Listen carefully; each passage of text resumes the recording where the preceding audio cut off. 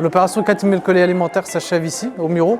On a donc distribué plus de 4000 colis alimentaires, ce qui représente 28 tonnes de nourriture. Quand on a commencé, on a fait 20 repas. 4 ans après, on avait fait 1000 repas. Si on nous avait dit qu'à l'époque, on aurait fait 1000 repas, on n'aurait pas cru.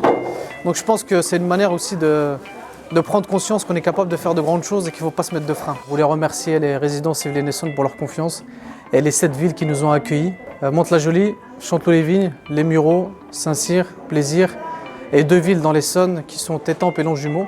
On n'est pas là uniquement pour loger des personnes, on est aussi là pour les accompagner. C'est toute la dimension du logement social et c'est encore plus impactant en ce moment avec cette situation où nos locataires ont besoin d'être accompagnés et d'être soutenus pour les aider à survivre pendant cette période. C'est la plus grosse distribution qu'on ait fait depuis l'existence d'Elancoeur. Donc distribuer plus de 28 tonnes, c'est un grand honneur pour nous. Ouais, j'ai été très surpris en fait du nombre de personnes qu'il y avait.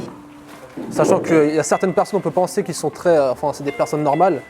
Et en fait, on les voit arriver quand ils ont besoin d'aide. Donc c'est vrai que c'est surprenant. Ouais. Très bien organisé, avec beaucoup de monde. Et je trouve ça très bien. Faire un partenariat avec un bailleur social comme les résidences Séville-Essonne est un gage de confiance. C'est grâce à ces partenaires que l'on peut aussi contribuer au développement de ces actions.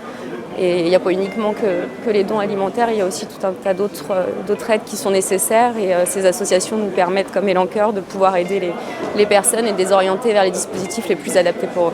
Cette mission est très importante car vraiment elle correspond et elle rejoint notre objectif premier, c'est-à-dire être au plus proche des nécessiteux. On a pu voir des sourires sur les visages de certaines personnes qui nous ont confié que c'était très difficile pour eux en ce moment. On a pu voir aussi beaucoup de profils, donc des profils divers. Ça montre bien que cette période que traverse le pays est très difficile pour tout le monde. Mon ressenti, c'est que j'ai été très touché. J'étais très touché.